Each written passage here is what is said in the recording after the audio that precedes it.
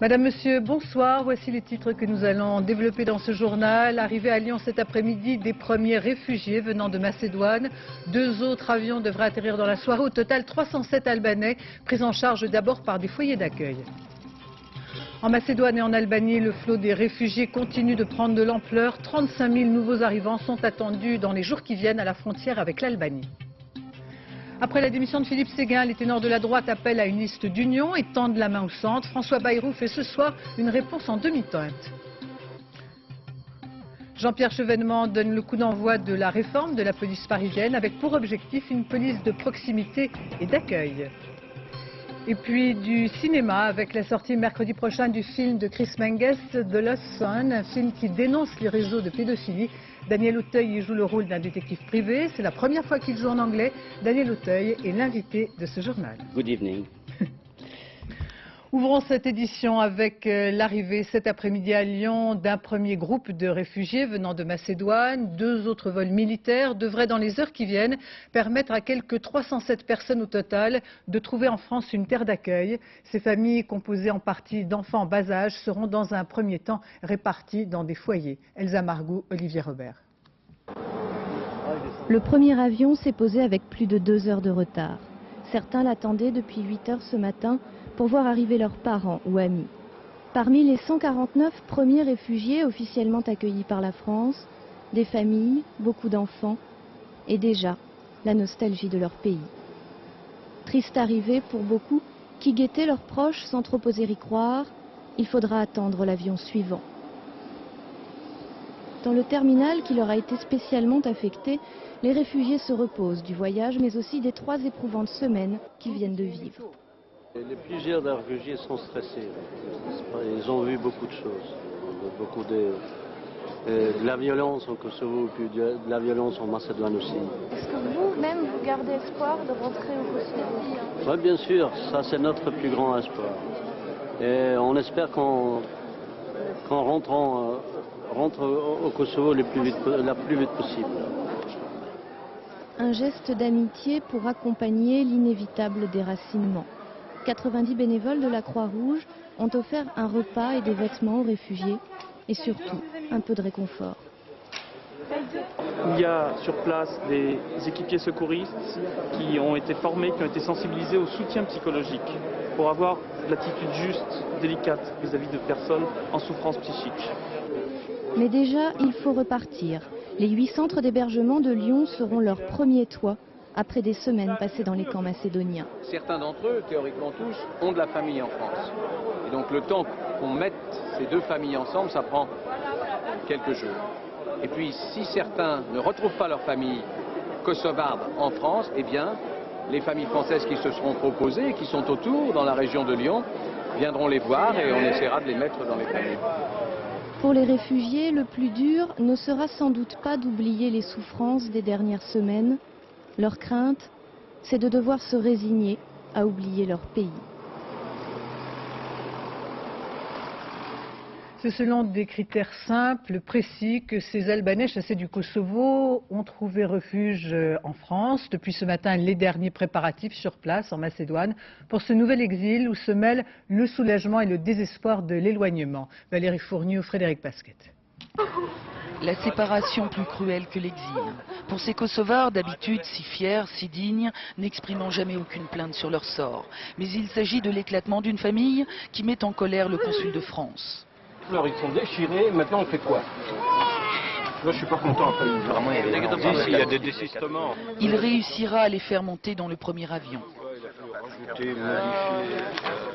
Des modifications de dernière minute pour réunir des Kosovars qui ont un sens très large de la famille. Pour 307 personnes, il était très dur. Ils sont séparés, les familles, par exemple, mon famille, ils sont séparés. Ils parlent en fait de la famille de son frère. D'autres vivent cette séparation comme la dispersion d'une nation, aujourd'hui disséminée dans les pays de l'Alliance. Je suis content pour ma famille. Moi, je suis content, vraiment content. Mais je suis triste que je laisse mes compatriotes encore ici. Je ne sais pas ce qui va se passer avec eux. Bon, content de partir en France alors. Oui. Parmi les premiers à partir vers la France, ceux qui ont aidé les militaires français et les organisations humanitaires dans leurs tâches. Ils ont joué un rôle crucial dans le fonctionnement du camp. C'est même plus du travail, ça devient une passion. Obligatoirement, vous êtes obligé de détacher des gens. Seuls 307 réfugiés sur les 1000 volontaires ont été sélectionnés par la France. Un accueil modéré dans la droite ligne de la position française. Tout le monde s'est rallié à cette politique du maintien au maximum des réfugiés près de leurs terres. Les familles qui veulent quitter ce camp pour une situation temporaire et venir chez nous pourront le faire.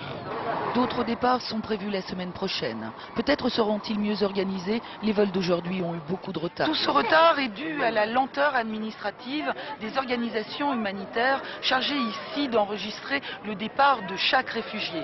Résultat, le deuxième avion vers la France n'est parti qu'en fin d'après-midi. Il reste encore 100 personnes à évacuer sur seulement 307. Et précisément en direct de l'aéroport de Lyon-Satelas, Virginie Fichet, savez-vous d'abord à quel moment vont atterrir donc ces 2 prochains avions transportant ces réfugiés ? Bien, on attend ce deuxième avion d'ici une dizaine de minutes environ. Il s'agit d'un Transal avec une 60aine d'hommes à son bord. Quant au troisième, eh bien, on ne l'attend que vers 23h30 à la suite effectivement de retards successifs dans les rotations. Au total, il faut savoir que ce soir à Lyon, ce sont 348 personnes qui seront hébergées au lieu des 307 annoncés initialement. Alors on l'a dit, ces réfugiés seront d'abord pris en charge par des centres d'hébergement, mais par la suite, certains d'entre eux pourraient, comme le disait Bernard Kouchner, gagner des familles d'accueil. Vous confirmez ? Eh bien, écoutez, pour le moment, c'est vrai qu'ici les priorités sont ailleurs. Il faut d'abord éviter absolument de séparer les membres d'une même famille qui sont souvent nombreux et il faut leur offrir une vraie tranquillité. Certains n'ont pas dormi dans un lit depuis 5 ou 6 semaines. Alors c'est vrai aussi que Bernard Kouchner s'est voulu catégorique. Il souhaite absolument que les foyers soient une solution transitoire, que d'ici 1 mois, nombre de ces réfugiés puissent trouver un toit chez les familles d'accueil qui se sont portées volontaires pour les accueillir. Mais le ministre est également conscient qu'il y aura un long travail de préparation psychologique à faire des 2 côtés. Et puis, il faut déjà penser aux prochains arrivants. On les attend normalement dès mardi à Paris. Ils seront peut-être 500. Merci Virginie. En Albanie, au poste frontière de Morina, là où s'achève pour beaucoup la route de l'exil, les forces serbes ont tiré la nuit dernière un obus de mortier et non loin de là, une mine a explosé faisant plusieurs victimes. Le malheur s'ajoute au malheur alors que le flot des réfugiés prend une nouvelle ampleur. Anne Pancinet, Philippe Jasselin. Il y avait un tel embouteillage cette nuit à la frontière qu'un policier serbe a fait reculer cette voiture blanche sur une mine. 5 personnes sont mortes dans l'explosion, 2 adultes et 3 enfants. Seul le corps de la grand-mère de la famille gisait ce matin sous une tente, côté albanais. Ils ne nous ont pas autorisés à prendre tous les corps parce que c'était miné. Mais ça, aucun des Serbes ne nous l'avait dit avant. Et comment auraient-ils pu savoir, ces Albanais du Kosovo, terrés dans leur village depuis des semaines? Aucune télé ne leur a montré ces images des forces serbes en train de creuser le sol à l'endroit précis où la voiture a sauté. Dans la matinée, la carcasse a été poussée et le flot des réfugiés a repris. 4200 personnes jusqu'à 14 heures avec, selon certaines informations, une file d'attente de 17 km, soit 34 000 autres réfugiés. Leurs propos sont sans surprise. Ils affirment que ce sont les Serbes qui les poussent ici et le départ des uns provoque des réactions en chaîne. Les Serbes sont venus chez nos voisins. En voyant ça, on a décidé de partir. 90% de la ville de Jakova est incendiée. Il y a même des gens brûlés. La cadence est telle qu'il est difficile de leur parler. L'arrivée de ces réfugiés, dont beaucoup de citadins en voiture, sature les rues de Koukes. Avec ces infrastructures déjà chaotiques, la préfecture tente tant bien que mal de faire face aux besoins élémentaires. Actuellement, nous sommes obligés de couper l'eau dans la ville de temps en temps pour pouvoir en distribuer dans les différents camps. Nous devons partager l'eau, le pain et la douleur avec les Kosovars. Confronté à la pénurie, Koukes installe les réfugiés pour un provisoire qui risque de durer. On construit pour ce camp de 6000 personnes une canalisation de 4 litres seconde. Jusqu'à présent, le ravitaillement se fait par camion-citerne. À certaines heures, Koukès ressemble à un immense camp de réfugiés, avec des distributions à tous les coins de rue. Combien de temps la ville et les réfugiés supporteront-ils cela? En direct de Koukès, en Albanie, Anne Pancinet, rien donc que pour cette seule journée, près de 5000 Albanais ont franchi la frontière. D'après certaines estimations, ce sont donc 35 000 nouveaux réfugiés qui sont attendus dans les jours qui viennent. Et l'Albanie ne veut plus porter le poids de cet exode massif. C'est donc une situation inextricable. Oui, puisque la ville de Koukès essaye peu à peu d'évacuer ses réfugiés. 50 cars ont quitté la ville ce matin, mais le problème se pose ailleurs et les réfugiés le savent.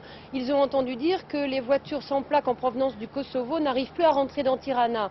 Alors ils se demandent où on va les envoyer, ils préfèrent encore rester ici. Un Albanais nous disait récemment, souvenez-vous de ces images, des Albanais qui tentaient par bateau entier de traverser la mer en direction de l'Italie. Et l'Europe, l'Italie avait pris peur à l'époque, avait parlé de déferlement.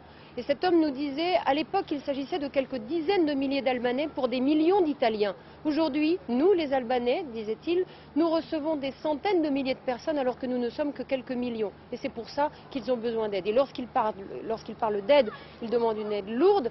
En ce qui concerne l'eau, par exemple, il ne suffit plus seulement d'apporter des bouteilles d'eau, mais bien des tuyaux pour refaire des canalisations, tant les infrastructures de ce pays sont défaillantes. Merci Anne Pancinet. Ces derniers jours, les témoignages des exactions commises par les Serbes se multiplient. Hervé Brusini et Philippe Luzzi ont rencontré dans un des camps de Macédoine cette jeune femme de 21 ans qui a été violée par des Serbes appartenant à la milice au moment où elle quittait la ville de Pristina. En blanc, fit crier l'aînée. Elle est venue accompagner sa sœur, Pesa, 21 ans. Deux jeunes femmes du Kosovo réfugiées dans ce camp de Stenkovac tenu par les militaires français. En Serbie, à Pristina, le 1er avril, les 9 personnes de leur famille étaient sommées de sortir de chez elles. Un ultimatum de 15 minutes lancé par mégaphone. Dans la rue, toute la famille rejoint les habitants de la capitale du Kosovo qui se déplacent en longue colonne. Un premier barrage, des policiers arrêtent les deux frères de la famille. Ils exigent 5000 marks pour les libérer. Le père qui n'a pas cette somme demande à la foule de lui prêter l'argent. Finalement, les Serbes se résignent à libérer tout le monde. Mais déjà, un second barrage stoppe la marche des 9 personnes. Eux aussi, ils nous ont demandé de l'argent. Ils ont pensé que ma sœur en avait caché sur elle. Alors, ils l'ont emmenée pour la contrôler. Un des policiers m'a dit « Viens ici, toi, tu caches de l'argent. » Mon père a dit « Non, elle n'a rien. » J'ai regardé mon père dans les yeux et je lui ai demandé « Mais qu'est-ce que je fais ?»« Vas-y, m'a-t-il dit. Si c'est juste un contrôle, il te libérera après. » C'était dans le garage d'une maison. Nous y sommes entrés. Il a crié « Sors l'argent que tu caches. » J'ai répondu que je n'avais rien. J'ai dit qu'on avait déjà tout donné au premier barrage, qu'on leur avait donné 300 dinars. Après, 3 autres policiers sont arrivés et ils m'ont violée. Ça a duré 1 heure. Après, ils m'ont relâchée. C'était des gens qui avaient le visage masqué? Oui, oui, ils étaient masqués. Et est-ce qu'il lui a semblé que ces hommes étaient dans un état anormal? Est-ce qu'ils avaient l'air très excités, drogués? Non, non, en fait, je ne sais pas. J'avais si peur. Ici, j'ai vu un médecin français.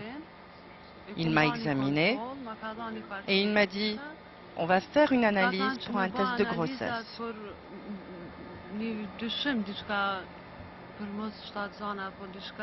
Avec le docteur, je suis allée faire une échographie à l'hôpital de Skopje.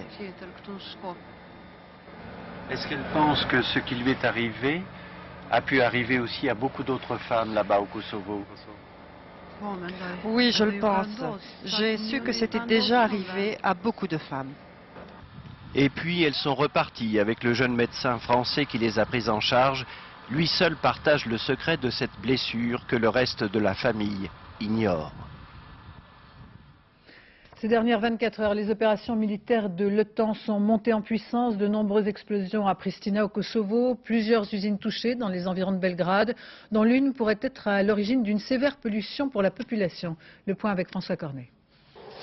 L'aviation de l'OTAN a mené depuis les dernières 24 heures plus de 500 missions aériennes et les frappes les plus intenses depuis le début des bombardements sur la Yougoslavie le 24 mars.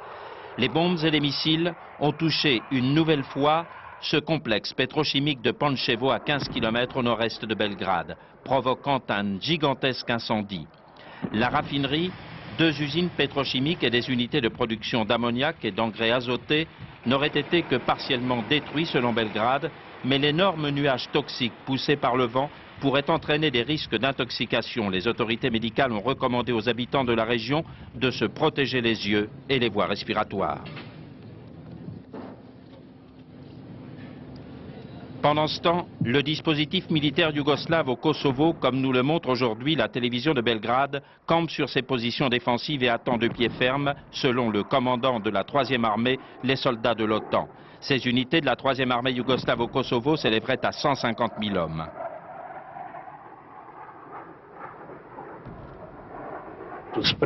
Nous sommes prêts, dit le général, à la guerre totale, que l'agresseur ne sous-estime pas notre détermination et les capacités de notre armée. Alors que l'épuration ethnique se poursuit au Kosovo, poussant ses réfugiés vers l'Albanie, l'OTAN affirme toujours exclure une invasion terrestre. Ce n'est pas l'avis du journal dominical britannique Sunday Observer, qui annonce que l'OTAN se prépare à déclencher une opération terrestre au Kosovo dans les 6 à 8 semaines avec 280 000 soldats. Aujourd'hui, dans une interview à la BBC, le secrétaire général de l'OTAN, pour la première fois, n'excluait pas totalement cette hypothèse. À l'heure actuelle, nous pensons que l'intervention aérienne est suffisante. Les autorités militaires qui organisent cette intervention estiment qu'elle est suffisante. C'est pourquoi nous n'allons pas changer de stratégie maintenant. Mais si cette invasion terrestre s'avère nécessaire, je suis persuadé que les pays de l'OTAN seront prêts à la mettre en œuvre. En attendant, les porte-paroles de l'OTAN continuent à dénoncer les atrocités commises au Kosovo par les Serbes. Aujourd'hui, le général Marani a affirmé que l'Alliance détenait des photos aériennes qui prouvent l'existence au Kosovo de 43 fosses communes. Il a ajouté que les civils kosovars étaient contraints par les forces serbes de creuser ces fosses ou des tombes individuelles. Déjà hier, l'OTAN nous avait montré cette photo. À gauche, un terrain vierge que nous voyons, et à droite, sur ce même cliché, des tombes alignées, fraîchement creusées. Et nous retrouvons maintenant à Belgrade Jacques Merlino. Il a traversé une partie de la Yougoslavie la nuit dernière sous les bombardements. Voici ce qu'il a pu constater. Eh bien écoutez, la première chose que j'ai pu constater hier à Novi Sad, qui est une grande ville au nord de Belgrade, donc près de la Hongrie, est la grande vivacité des défenses aériennes. La première alerte a été déclenchée vers 22 heures. Peu après, on pouvait entendre les bruits des avions qui se rapprochaient de leur objectif, une grande raffinerie à côté de la ville. Et aussitôt, la DCA s'est mise à tirer, et cela a duré près d'1 heure et demie. On pouvait localiser une quinzaine de départs, comme si toute la ville était entourée de défenses anti-aériennes. Et d'après les sons, on se rendait bien compte que des armes très différentes étaient utilisées et qu'en tout cas, on ne cherchait pas à économiser les munitions. C'est relativement une surprise après 3 semaines de bombardement de l'OTAN. Cela prouve en tout cas pour cette région que la maîtrise du ciel n'est pas encore acquise. Et cela confirme le sentiment que ce conflit sera beaucoup plus long que prévu. Au Monténégro maintenant, dans cette république qui fait partie de la Fédération yougoslave, mais qui chaque jour un peu plus prend ses distances avec Belgrade, les hommes sont susceptibles d'être mobilisés pour se battre aux côtés de l'armée serbe contre les forces de l'Alliance. Ces jours-ci, certains ministres, y compris le vice-président, ont reçu leur ordre de mobilisation qu'ils ont décidé d'ignorer. Reportage de nos envoyés spéciaux Maryse Burgot et Gilles Jacquet. Ils sont monténégrins et ils en sont fiers. Pendant des heures, ils sont capables de parler de leur attachement viscéral à leur république. Pour elle, ils se battront les armes à la main. Pour elle, mais sûrement pas pour la Yougoslavie, à laquelle le Monténégro est pourtant rattaché. La plupart de ces hommes ont reçu des ordres de mobilisation de l'armée yougoslave. Slobodan Milosevic veut absolument que les Monténégrins aillent combattre pour lui contre l'OTAN, mais personne ici n'accepte de le suivre. Moi, je ne veux pas y aller à l'armée. Cette armée, ce n'est pas la mienne. C'est une armée d'occupation. Le Monténégro n'est pas en guerre. C'est la Serbie qui est en guerre contre le monde entier. Nous, il n'y a aucune raison que nous combattions.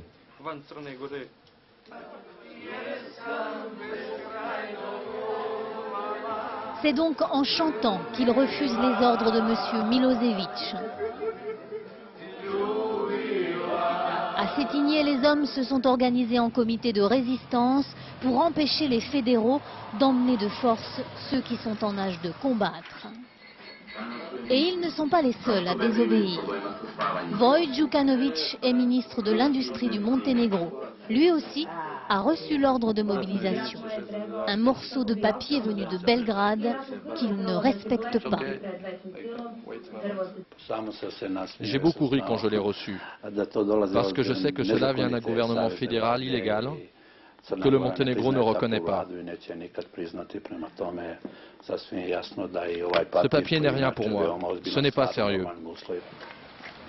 Alors les autorités monténégrines s'organisent. Voici le vice-premier ministre. Lui est constamment escorté par 4 gardes du corps. Il faut empêcher que les fédéraux ne le traduisent en cour martiale pour avoir ouvertement critiqué les ordres de mobilisation.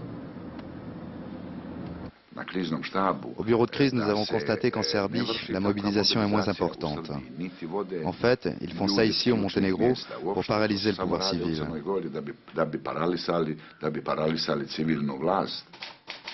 Monsieur Kilibarda continue donc à assumer ses fonctions, n'en déplaise à Slobodan Milosevic.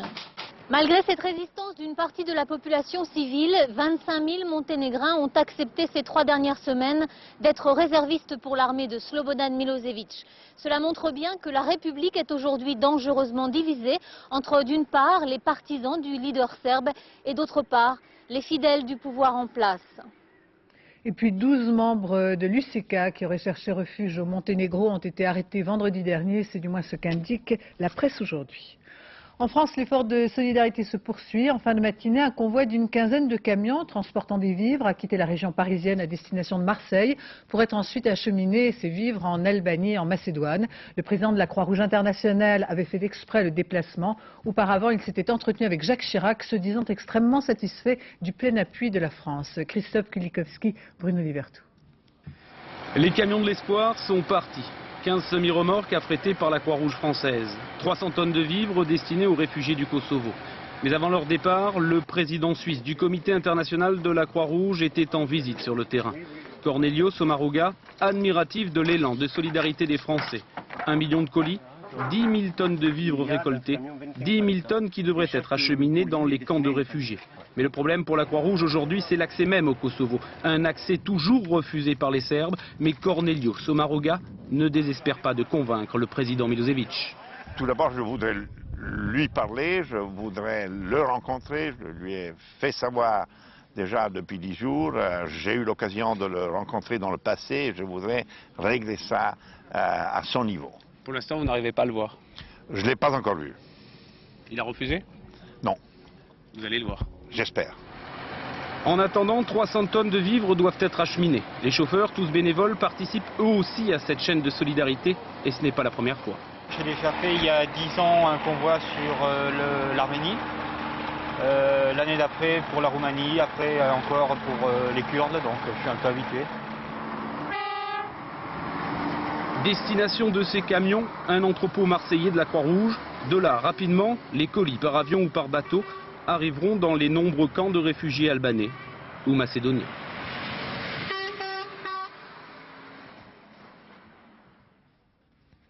Les ministres européens des Finances réunis hier en Allemagne ont commencé à estimer le coût de cette guerre en Yougoslavie, sur le plan militaire bien sûr, mais aussi sur le plan humanitaire. Au total, l'aide d'urgence aux réfugiés s'élèverait à environ 780 millions d'euros, soit plus de 5 milliards de francs. Pascal Golomer.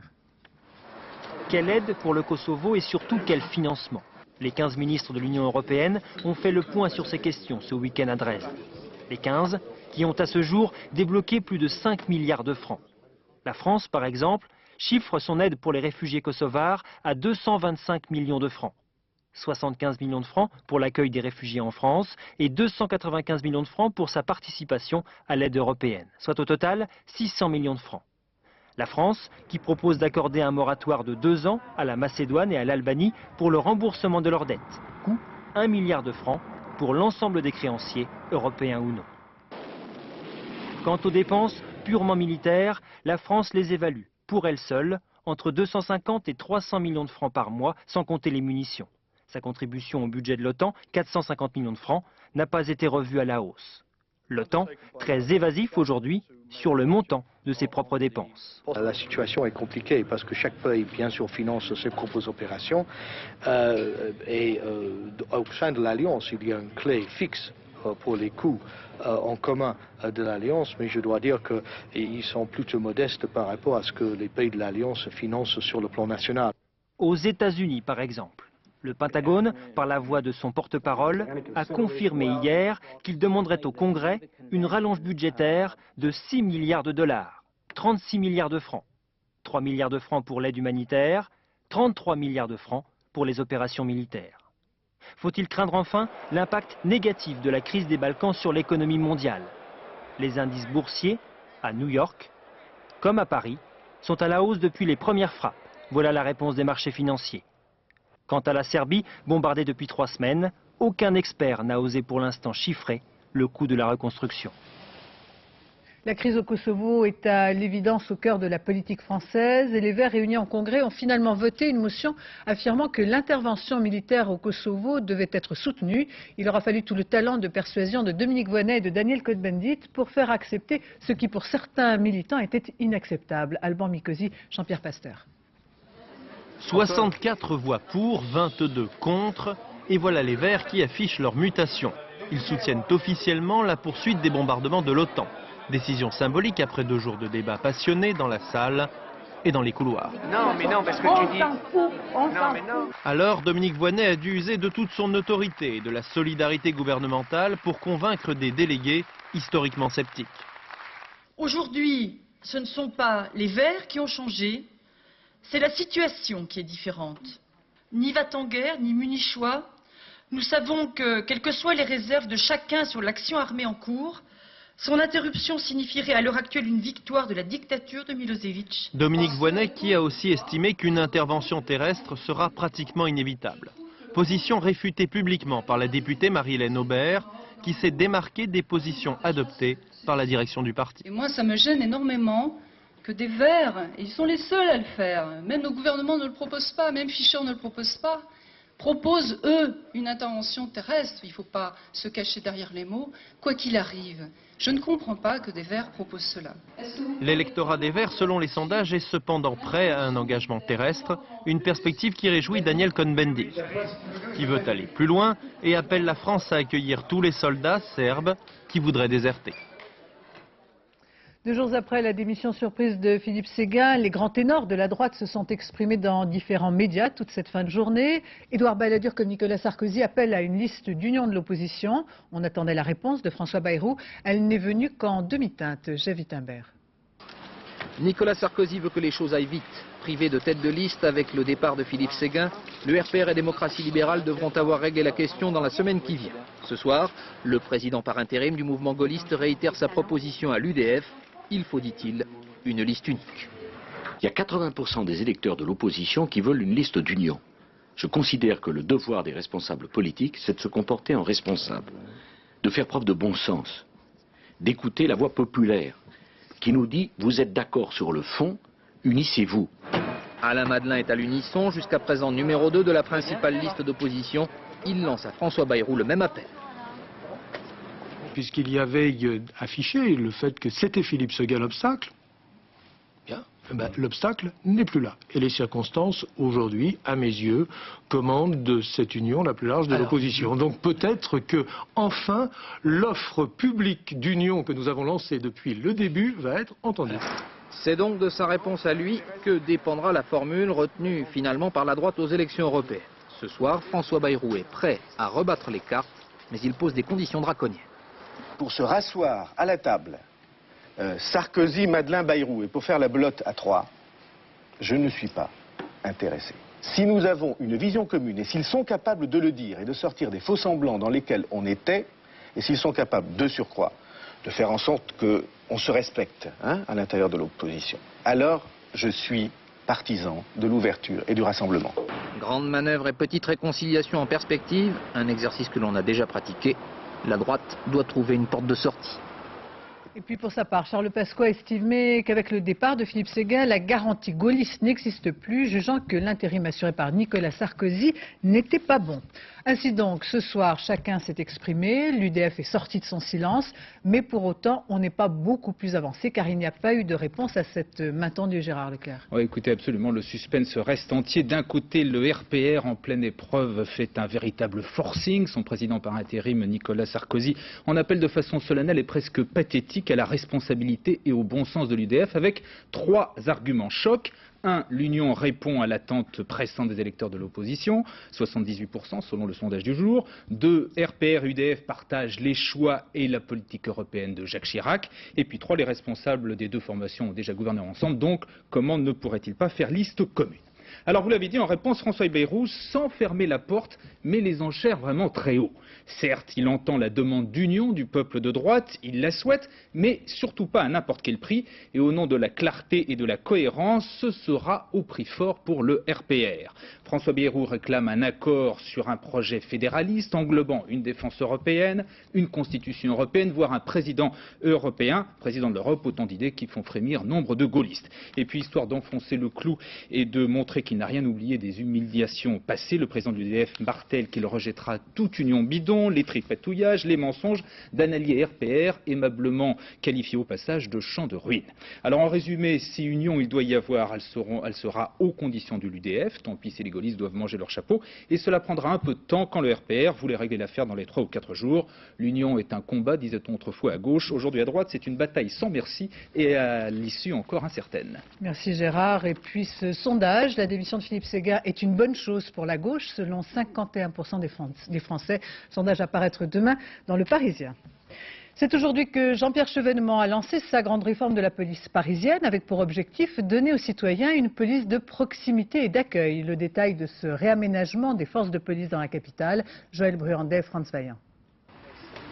Depuis 6h30 ce matin, les Parisiens disposent d'une nouvelle police, la police urbaine de proximité. Une réforme engagée par Jean-Pierre Chevènement en 1997 et qui aboutit aujourd'hui à la création d'un corps de 12 000 agents. Ces fonctionnaires, le ministre de l'Intérieur leur a confié une mission, être à la fois plus présent sur la voie publique et plus proche des habitants. Pour les Parisiens, ils n'auront plus à courir d'un commissariat à l'autre. Ils sauront qu'ils ont une chaîne de commissariats qui les reçoit, qui est disponible en permanence et qui traite leurs affaires en temps réel. Désormais, en effet, chaque arrondissement dispose d'un commissariat ouvert 24 heures sur 24 et où l'on peut venir déposer plainte à tout moment. Rue de Rivoli, angle rue de Rouen. Pour obtenir ce résultat, il a fallu réorganiser l'ensemble des effectifs de la préfecture de police. On a ainsi procédé à près de 14 000 mutations. Mais mutation ne signifie pas création de postes et certains syndicats de police en sont tout à fait conscients. Je suis très satisfait qu'on mette en place la police urbaine de proximité. C'est un très très bel outil pour nos Parisiens, nos concitoyens et la population. Seulement, il faudrait peut-être mettre aussi les hommes en place. C'est-à-dire, il manque à la préfecture de police plus de 1000 gardiens. Le bureau administratif. Pour Jean-Pierre Chevènement, il faudra un peu de temps avant que cette réforme donne des résultats, notamment en matière de lutte contre la petite délinquance. Le ministre de l'Intérieur souhaite en tout cas que la réforme de la police nationale soit terminée à l'horizon 2001. Près de l'aéroport d'Ajaccio, plusieurs charges explosives ont touché 2 bâtiments dans l'enceinte militaire d'un camp de l'armée de l'air. Un commando du FLNC Canal Historique s'est introduit dans cette base, a neutralisé les gardiens et installé les charges. À Londres maintenant, l'explosion qui s'est produite hier en fin de journée devant un supermarché à une heure de grande affluence a fait au total 48 blessés, 23 personnes sont encore hospitalisées, toujours pas de revendication. La bombe de fabrication très artisanale indique aux enquêteurs que l'IRA n'est pas à l'origine de cet attentat. Du tennis, la France carrément éliminée au premier tour de la Fed Cup par la Russie 3-2 cet après-midi à Moscou. Christelle Bertrand. Première surprise, Amélie Mauresmo joue en double à la place d'Alexandra Fuzet. Deuxième surprise, ce n'est pas Nathalie Tauziat, une des meilleures joueuses du monde de la spécialité qui tient l'équipe, mais Amélie Mauresmo. Cela n'empêche pas Guy Forget d'être inquiet. Les Françaises ont perdu le premier set 6-0.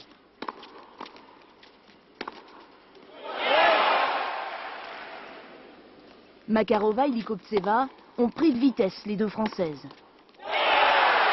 Peu à peu, Mauresmo et Tauziat remontent à la surface. La deuxième manche est plus accrochée, mais le tie-break n'a pas suffi. Troisième et dernière surprise, la France favorite est éliminée. Pour Tauziat, il y a des jours avec et des jours sans.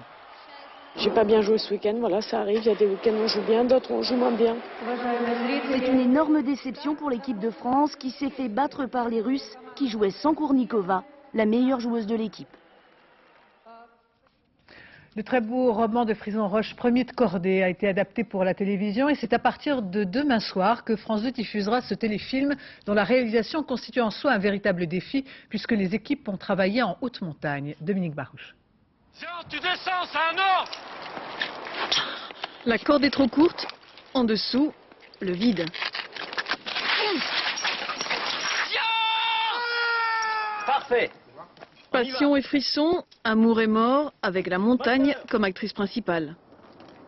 Dans cette adaptation à la télé de la célèbre trilogie de Frison Roche, on est sur place, accroché au piton avec toute l'équipe.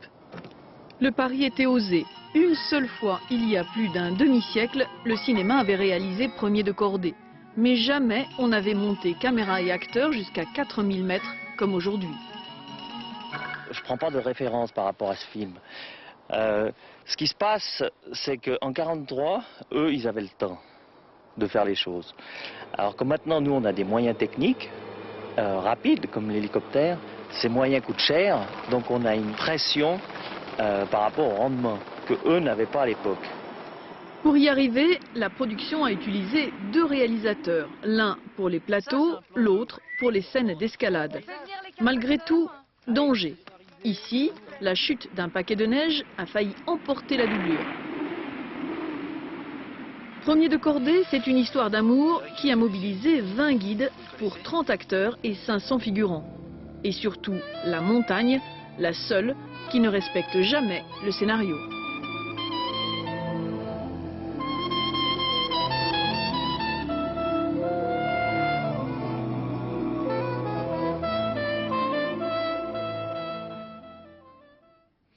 Cinéma avec la sortie mercredi prochain sur les écrans d'un film réalisé par Chris Menges de Lost Son avec Nastasia Kinski, Marianne Denicourt et Daniel Auteuil que j'ai le plaisir de recevoir. Entre fiction et documentaire, un film qui dénonce les réseaux de pédophilie. Daniel Auteuil joue le rôle d'un ancien officier des stupes exilé à Londres qui devient détective privé, une sorte de anti-héros, un rôle joué en anglais. Je vous propose tout de suite un extrait.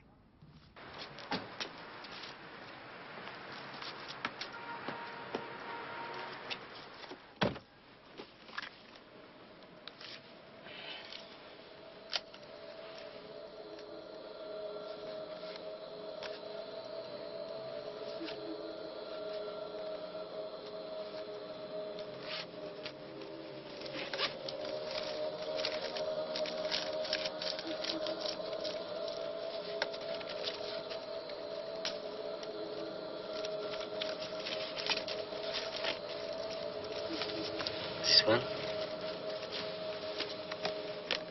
Excellent choice.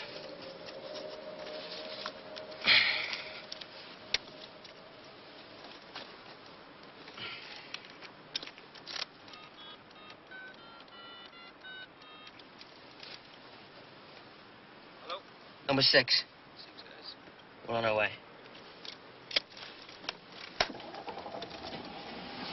You wouldn't mind putting this on.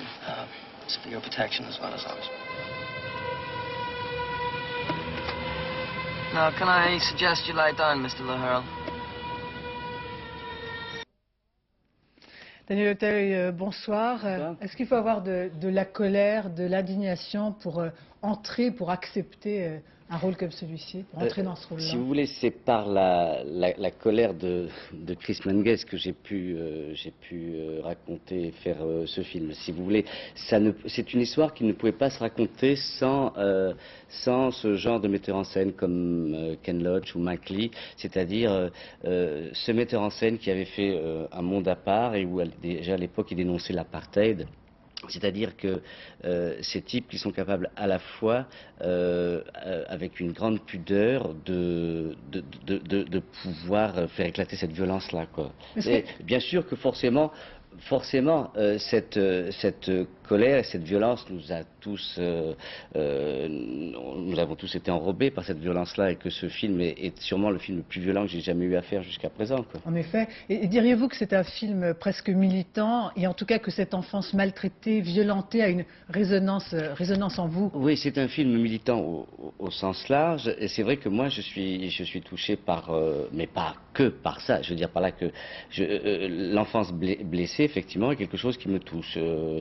C'est aussi une des raisons pour lesquelles j'avais fait le 8e jour. Mais si vous voulez, je ne suis qu'un acteur, donc je ne peux m'indigner que par le talent des auteurs. Alors j'en profite quand ils en ont. Ils en ont, et vous en avez aussi. Merci beaucoup. Beaucoup. Et je parlerai d'un deuxième film tout à l'heure, qui est le film avec Vanessa Paradis, La fille sur le pont, que j'ai énormément aimé. Ce film a parfois les allures d'un reportage, d'un documentaire. Je pense que c'est pour ajouter à l'authenticité. Vous pensez que c'est une façon aussi de montrer qu'il n'y a pas de banalisation, pas d'indifférence, pas de mise en scène sur la misère de l'enfant? Oui, c'est ça. Si vous voulez, il était impératif que ces scènes d'une grande violence, qui sont où on voit les enfants maltraités, tout ça, il fallait qu'il n'y ait pas de complaisance. Et le film, effectivement, est toujours comme ça. On ne sait pas. Une fiction trop américaine, trop lourdingue aurait été dérangeante pour moi. J'aurais pas accepté de faire un film comme ça. Alors que là, le fait qu'on soit toujours, on se perd entre la fiction et cette espèce de reportage. Alors c'est la première fois que vous jouez en anglais. Oui, mais on peut voir le film en français aussi, rassurez-vous. Ah non, mais je trouve qu'il a beaucoup de valeur en anglais. J'ai envie de vous demander s'il y a une sonorité forcément différente, une autre façon de montrer ses intentions, de poser ses silences, de jouer avec les mots. Est-ce que ça a été un défi, un challenge, un jeu, un handicap terrible? Ça a été un peu tout ça. L'accent français est là, en tout cas. Ah ben écoutez, je suis français, je joue un français, je me suis donné beaucoup de mal, vous savez, pour garder cet accent français. Non, mais je n'en doute pas. Mais c'est dur de travailler. Non, mais c'est dur de travailler en anglais. C'est dur. Oui, c'est-à-dire que les mots. Oui, non, c'est-à-dire que les premiers 15 jours, moi, je n'avais jamais fait ça, donc je me dis comment joue-t-on en anglais, j'en sais rien.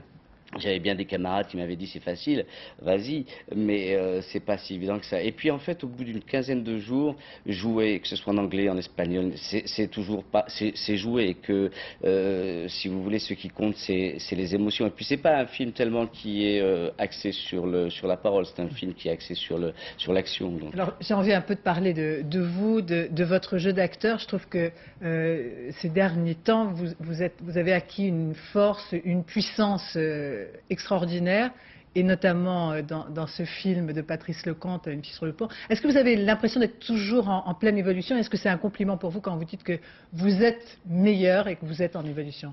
Oui, je préfère qu'on dise que je suis meilleur en évolution que moins bien, bon. que bien comme d'habitude, par exemple. Voilà. Non, c'est très agréable. Non, effectivement, c'est-à-dire que c'est vrai que le jour où je m'arrêterai de chercher, ça ne veut pas dire que j'aurai trouvé. Ça veut dire que je commencerai à m'ennuyer, quoi. Donc, c'est vrai que j'aime toujours, j'ai cette curiosité d'aller vers des rôles différents et essayer d'avancer un peu. Vous avez besoin de vous mettre en danger? C'est ma dernière question. En danger, disons, de me mettre en mouvement, quoi. Merci en tout cas Daniel Auteuil d'avoir répondu à nos questions. C'est la fin de ce journal. Je vous en rappelle les principaux titres. Arrivés à Lyon cet après-midi des premiers réfugiés venant de Macédoine. 2 autres avions dont l'un devrait atterrir dans les minutes qui viennent vont donc atterrir dans cette soirée. Au total 308 Albanais pris en charge d'abord dans des foyers d'accueil. Et puis en Macédoine et en Albanie, le flot des réfugiés continue de prendre de l'ampleur. 35 000 nouveaux arrivants sont attendus dans les jours qui viennent à la frontière avec l'Albanie. Après la démission de Philippe Séguin, les teneurs de la droite appellent à une liste d'union et tendent de la main au centre. François Bayrou fait ce soir une réponse en demi-teinte. Dans un instant, la météo Isabelle Martinet, 20h55 Sens Unique avec Kevin Costner. 1h moins le quart, le dernier journal Florence Duprat. Demain, 7h50 dans les 4 vérités, Françoise Laborde recevra le député UDF Renaud Deneudy de Fabre. Demain, 20h, vous retrouverez Claude Sérillon. Je vous remercie de votre attention. Excellente fin de soirée sur France Bleu.